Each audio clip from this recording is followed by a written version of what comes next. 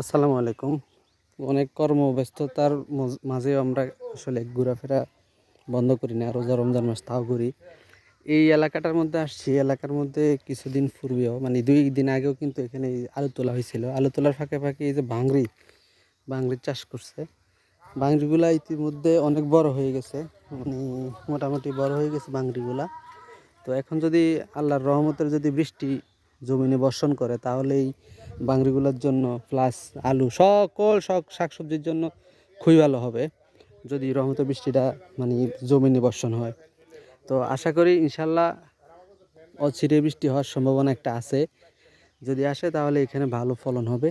আর এখানে চতুর্দিকে হচ্ছে ভাংড়ির ফলন, ভাংড়ি আর হচ্ছে শসা গাজর এইগুলো।